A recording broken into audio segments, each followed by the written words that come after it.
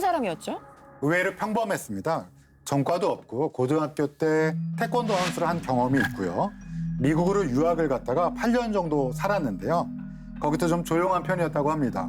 요리사도 하고 게스트하우스를 운영하면서 결혼도 했는데 아내와 불화가 이어지면서 이혼을 하고 한국에 2017년 6월에 돌아왔다고 합니다. 귀국해서는 무직 상태로 지내다가 이런 범죄까지 저지르게 된 거죠.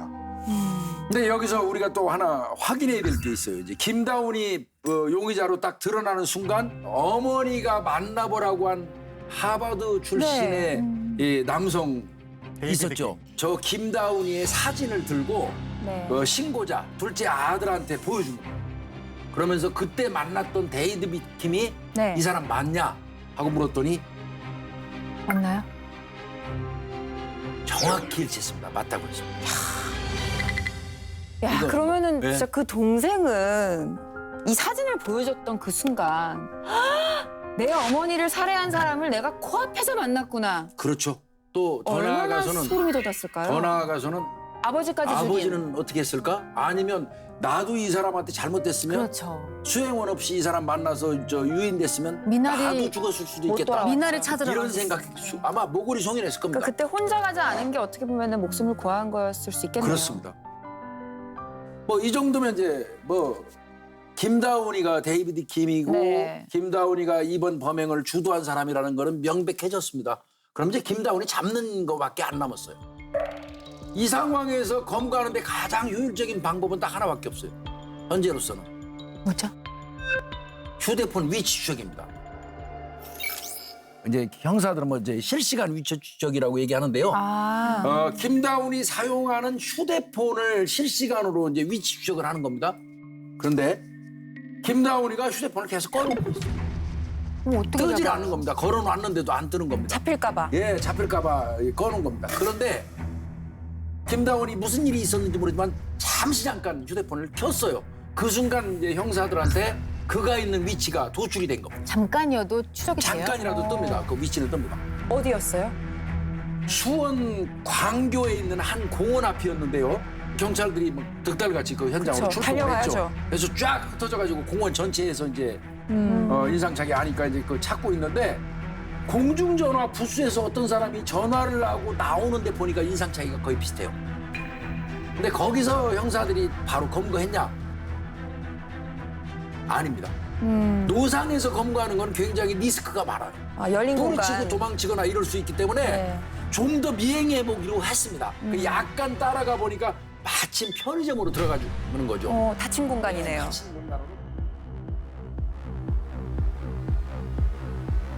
태연하게 들어와서 물건값 계산하네요. 저 뒤따라서 형사들 들어가죠. 저 형사들이 지금 검거하는 과정. 네. 검거하면서 아주 뭐 자연스럽게 네, 놀라지 않는 모습. 훔치지도 않네요. 네. 당황하지 않고 예상한 듯이 아주 차분한 모습이죠. 검거한 이후에 소지품부터 압수했는데요. 범인이란 걸 부인할 수 없는 증거들이 쏟아져 나왔습니다. 어떤 증거가 나왔죠? 아버지가 평소에 타고 다니던 벤츠 차량의 키를 김다운 씨가 갖고 있었고요. 신고한 아들의 여권 5만 원권 148매, 100만 원권 수표 3장, 100위안짜리 지폐 31개, 그리고 실종된 아버지의 금색 오메가 시계 한 점도 확인이 되었습니다. 참 이 집에서 많이도 훔쳐 나갔네요. 네, 그 소지품 치고는 굉장히 많잖아요. 김다운 씨는 그때 밀항을 맞아요. 준비하고 있었다고 합니다. 그래서 이 많은 것을 들고 있다 편의점에서 경찰에 검거가 된 것이죠.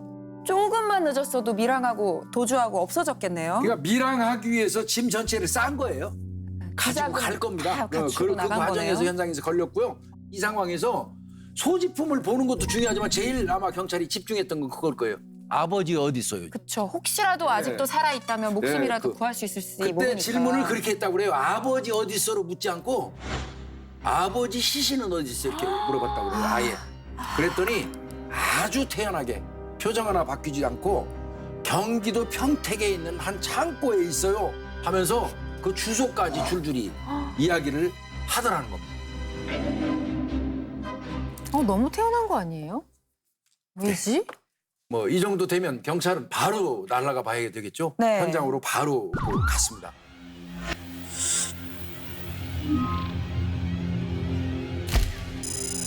창고입니다. 네. 빌린 창고. 물건 두기 위해서 이제 빌리는 거예요. 세 주고. 네. 그런 창고고요. 옆에 아버지가 끌고 다니던 벤츠 차량이고요. 그 냉장고인데 지금 보시면 테이프로 빙빙빙 둘러놨죠. 네. 예, 많이 둘러놨습니다. 저 속에서 진짜 끔찍한 아버지의 시신이 발견이 되는 겁니다.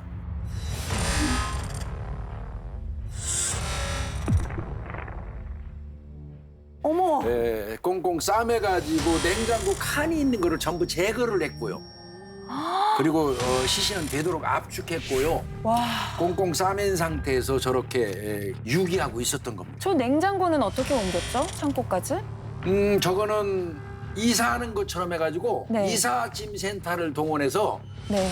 저 창고로 옮겼습니다. 와, 이삿짐 센터 직원들이 의심하면 어쩌려고 또 이런 완전히 일봉을 했으니까요. 봉했잖아요. 냄새가 그리고 새어나올 수도 다툼도 많이 있고. 했다고 그래요. 빨리 신속히 날라달라. 내일 당장 날라달라 하는 과정에서 다툼도 많이 있었다고 하는데 워낙 급하게 하니까 날라줬다고 합니다. 이거 냄새 날까봐 냉장고에 넣은 건가요? 네, 그 시신이 부패되면 냄새가 시추라고도 네. 하게 돼 있지만 네. 그걸 예방하기 위해서 밀봉을 냉장고 내에서 한 것 같습니다. 또 교수님께서는 이 아버지의 시신마저도 부검에 봤습니다. 자문을 자문하면서 하셨다고요? 봤는데요. 사실은 머리와 얼굴 부분에 둔기 가격으로 인해서 굉장한 상처가 있었고요. 또 얼굴 부위에 압박 흔적이 차마 이렇게 자세히 말씀드릴 수는 없지만 여러 차례 얼굴과 코가 입이 있는 부분에 압박 흔적이 있었고요. 한 가지 특징적인 시신의 흔적이 한 가지 더 있었습니다.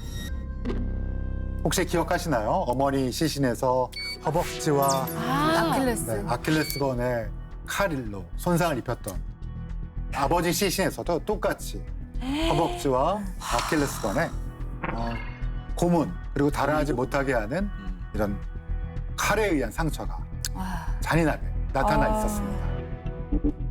고문을 준 거구나. 아, 이거 너무 잔인해요. 그냥 일반적으로 살해 목적만으로 이루어진 시신은 절대 아니고요. 뭔가 정보를 얻거나 이런 범죄는 계획 범죄임이 분명합니다. 분명하네요. 근데 김다운은 검거 당시부터 내내 본인은 계획 범죄를 결코 하지 않았다 인정하지 않고 있었습니다. 경찰은 당초에 계획 범죄로 의심하고 있는데 여기에 대해서 어떻게 생각하시나요?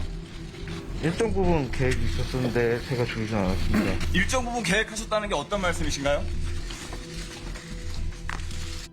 말이 안 되죠. 지금 시신을 유기하려고 이삿짐 센터도 부르고 창고를 미리 임차해 놓고. 앞뒤 말이 안 되는 소리를 하는 거죠. 그럼에도 불구하고 김다운은 끝까지 계획 범죄에 대해서는 부인을 했고요. 네. 검거할 때 이제 경찰이 물어봤답니다. 4명이 들어갔지 않습니까? 김다운이 포함해서 3명 더 있잖아요. 그래서 이제 당연히 그 3사람이 공범이잖아요. 경찰 입장에서 볼 때. 공범 어디 있어? 하고 물어봤더니 공범이라뇨. 걔네가 주범이지요. 이렇게 말을 했다는 겁니다. 그러면서 걔네들은 조선족인데 내가 경호만 좀 해달라고 시켜서 내가 구한 사람들인데 시키지도 않은 짓을 해가지고 사람을 죽이는 바람에 나는 그냥 시신 수습하는 하고 애를 먹었습니다. 오히려 이렇게 말을 했다는 거예요. 그러니까 아까 평택 창고를 얘기해 주면서 주소를 그냥 줄줄줄 얘기했잖아요. 요렇게 말하려고 계획이 짜 있었던 거예요. 아, 나는 살해를 하지 않고 시신 운반만 담당했다. 그렇습니다. 예. 자기가 빠져나올 구멍을 다 생각하고 있었네요. 그렇습니다. 그러면 그 공범들 어디에 있죠? 그 사람들은 당일날 택시 타고 가가지고 바로 중국 그 청도죠, 찡따오라고 그쪽으로 도주를 한 상태였고요. 중국 공안에